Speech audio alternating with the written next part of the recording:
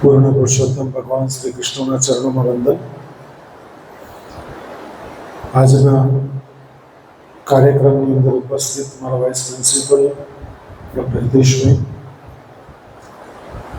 આ કાર્યક્રમમાં જેણે આયોજન કર્યું છે એવા અર્થશાસ્ત્ર વિભાગના અધ્યક્ષ ડૉક્ટર અરવિંદભાઈ, જેમણે નિર્ણાયક તરીકે ભૂમિકા અદા કરી છે એવા ડૉક્ટર અશ્વિનભાઈ, ભાઈ શ્રી પિંકેશ, તમામ અધ્યાપક મિત્રો અને વાલા દીકરા દીકરીઓ, વિશ્વ વસ્તી દિવસ ઉજવવું ભારતમાં ઉજવણી બધી જ થાય છે, પણ ઇમ્પ્લિમેન્ટેશન નથી થતું. મૂળ વાત પર બહુ ઓછા, તમે 35-37 જણ બેઠા છો ત્યારે એક બીજ તમારી અંદર રોપાય એ હેતુસર જ અમે આવા કાર્યક્રમ કરતા હોઈએ છીએ કે બાળકોમાં વસ્તી વધારા પ્રત્યેના કયા કયા પોઝિટિવ વસ્તુ છે અને નેગેટિવ વસ્તુ છે. આપણે કદાચ એમાં બધું આલેખન કર્યું હશે, પરંતુ ભારતની અંદર ભાઈ શ્રી કિશોરભાઈએ સુંદર વિગતો આપી આપણને કે 87માં 5 અબજ હતા અને હમણાં 8 અબજથી ઉપર વસ્તી નીકળી ગઈ છે. શું ભારતમાં ખરેખર વસ્તી વધારે છે? એક ક્વેશ્ચન માર્ક છે. આ ક્વેશ્ચન માર્ક વર્ષો પહેલા ચીનમાં પણ હતો, અને ચીનમાં એક સૂત્ર આવેલું, 2 બાળકો બસ, પછી આવ્યું 1 ટ્રી 1 ચાઇલ્ડ, અને પછી આવ્યું ત્રીજા તબક્કામાં નો ચાઇલ્ડ. આજે ચીન વિશ્વમાં અનેક દેશો પૈકીનો એક દેશ છે કે જ્યાં વૃદ્ધોની સંખ્યા વધી રહી છે. હું ચોક્કસ એવું કહી શકું કે ભારત દેશની વસ્તી જમીનના પ્રમાણમાં કદાચ વધારે હશે સમયની સાથે સાથે, પરંતુ માણસો જો નહીં હશે તમે કરશો શું? એક વર્ગ એવો છે કે જેને સંતાનો જોઈએ છે, અને બીજો વર્ગ એવો છે કે સંતાનો બહુ બધા છે, જે અનબેલેન્સ થયું છે. એના માટે જવાબદાર કારણો કયા? એમાં કોઈ સરકાર જવાબદાર નથી. હા, રાજીવ ગાંધી વખતની વાત, ઇન્દિરા ગાંધી વખતની વાત, કોંગ્રેસની સરકાર હતી જે તે વખતે, તે વાત જુદી હતી કે લોકોને ગ્રામ્ય વિસ્તારમાં જઈને નસબંધી કરી, પુરુષોની જબરજસ્તી નસબંધી કરી અને બાળકો પેદા કરવાના બંધ કરાવ્યા. એક તબક્કો હતો, એક સમય હતો, અને કદાચ એ એમને રાજકીય ક્ષેત્રે કે રાજસત્તાને કદાચ લાગ્યું હશે, એના કારણોમાં આપણે ન પડીએ, પરંતુ માણસ એને માટે કેટલો જવાબદાર છે. અને સ્પેશિયલી હું તો એવું જ કહીશ કે 2 બાળકો, 3 બાળકો, 4 બાળકો, 5 બાળકો હોવા જ જોઈએ. કારણ કે હવે તો ભારત દેશના મહાન જે લોકોની ગણતરીમાં કહી શકાય એવા લોકો એવો આગ્રહ કરે છે કે વસ્તીનો વધારો કરો, ભલે આપણે 145ના 200 થઈએ, કોઈ ચિંતાનું કારણ નથી, પણ જો અનબેલેન્સ થઈ જશે તો 1001% ચિંતાનું કારણ છે. કારણ કે અનબેલેન્સ ડે બાય ડે થઈ રહ્યું છે. અને તમામ મારા અધ્યાપક મિત્રોને આપ પણ સહમત થશો કે હવે દિવસો એવા આવી રહ્યા છે કે જે સમાજમાં તમે રહો છો એ સમાજમાં દીકરાને પરણાવવા માટે દીકરી મળતી હોય તમારે બીજા સમાજમાં જવું પડે છે. કેમ? તો કે દીકરીઓની હજારે સંખ્યા ઘટી, 1000 પુરુષોની સામે સ્ત્રીઓનું પ્રમાણ અથવા દીકરાઓની સામે દીકરીનું પ્રમાણ ઘટ્યું છે. તો મૂળભૂત કારણ કયા? કેમ ઘટ્યું? શા માટે ઘટ્યું? એનું જો કારણ જોવા જઈએ તો કારણની અંદર પહેલું કારણ દીકરીઓ આવે છે કે એને માટે પહેલી માં જવાબદાર છે. આપ સૌને ધ્યાન હશે જ કે કેટલીય ક્રૂર, ઘાતકી, વિલાસી માતાઓ પોતાને બાળકને જન્મ પણ નથી આપતી અને પેટમાંથી સીધું પરલોક પધરાવી દે છે.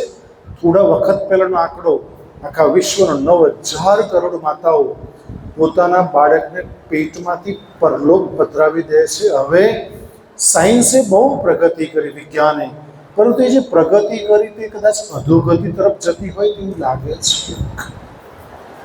કારણ કે સાધનોનો દુરુપયોગ, મિસયુઝ થયો અને સોનોગ્રાફી દ્વારા ખબર પડે જે માં જન્મ આપવાની છે, જે દીકરીને જન્મ આપવાની છે, દીકરીને જ એ મારી નંખાવે છે.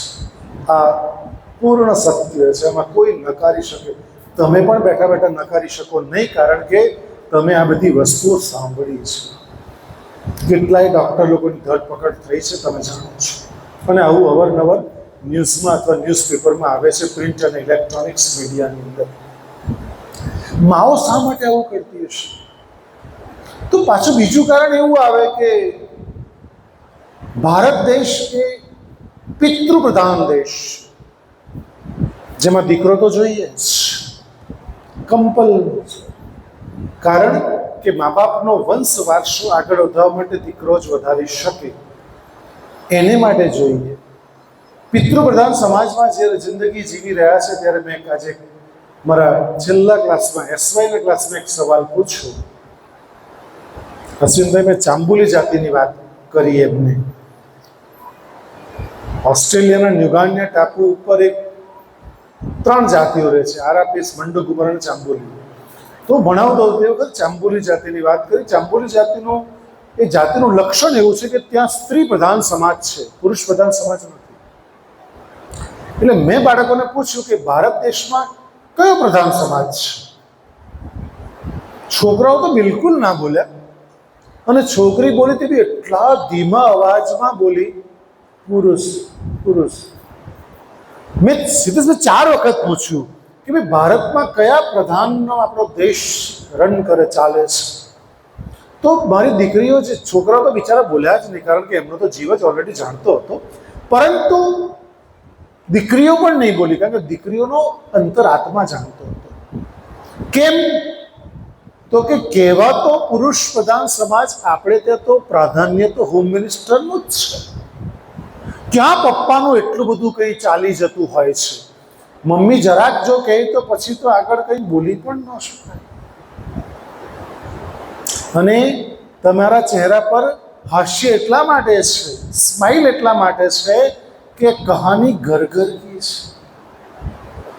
દરેક ઘરમાં સ્ત્રીનું વર્ચસ્વ બરાબર છે. પુરુષ બિચારો કશું જ બોલી શકતો નથી. એને પૈસા કમાવીને તો લાવે છે એ, પણ જો કદાચ વાપરવા હોય ને તો એણે પૂછવું પડે, અથવા તો એની પાસે પૈસા, કબાટની ચાવી લાવ, અથવા તો 50 રૂપિયા 500 રૂપિયા માંગવા પડે.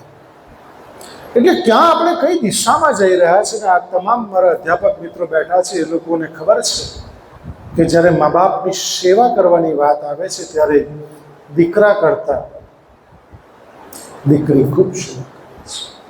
કારણ કે આત્મીય રીતે એ પેરેન્ટ સાથે જિંદગીના અંતિમ શ્વાસ સુધી જોડાયેલી રહે છે.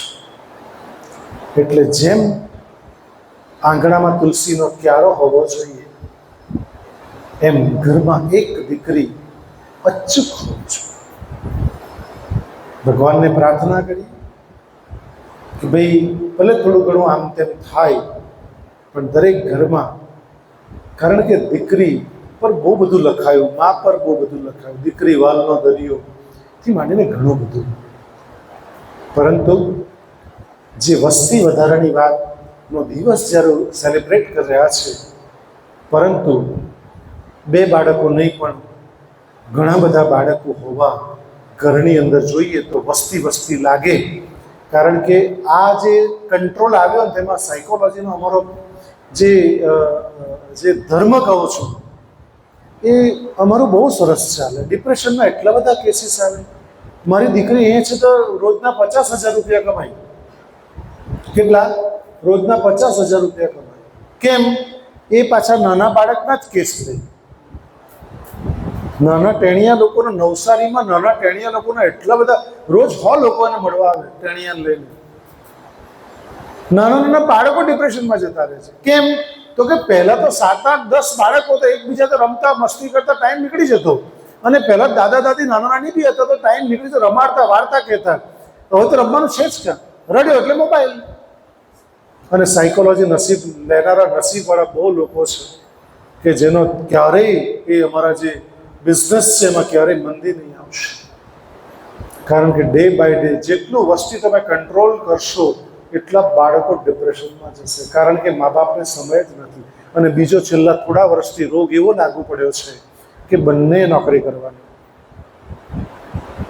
કારણ કે જે બાળક આયાના ભરોસે રહે છે, જે બાળક કામવાળીના ભરોસે રહે છે, એ મા બાપે હંમેશા વૃદ્ધાશ્રમમાં જવા તૈયાર રહેવું પડશે. મિત્રો, રેડ સિગ્નલ છે સોસાયટી માટે. એટલે તમે પણ આવતીકાલના પેરેન્ટ્સ બનશો, એટલા માટે આજે અરવિંદભાઈને થેન્ક યુ કહેજો, કિશોરભાઈને થેન્ક યુ કહેજો, ઇકોનોમિક્સ ડિપાર્ટમેન્ટને, એમને સોનલબેનથી માંડીને નસરીનબેનથી માંડીને જેટલા પણ એમને સાથે જોડાયેલા તમામને તમે થેન્ક યુ કહેજો કે આ દિવસ મનાવવાની તક ઝડપી લીધી. કારણ કે તમારા દિવસ ઉજવવો એ માત્ર માધ્યમ છે, બાકી તો તમારી અંદર શ્રેષ્ઠ બીજનું રોપાણ કરવું એ ગારડા કોલેજનો સંસ્કાર છે. કારણ કે ગારડા કોલેજ એ શિક્ષણ સંસ્કારનું ધામ છે, માત્ર વાક્ય લખવા માટે નથી લખાયેલું. મારા તમામ અધ્યાપકો એ લિટરલી એક ક્લાસમાં, એક વર્ગમાં કામ કરે છે.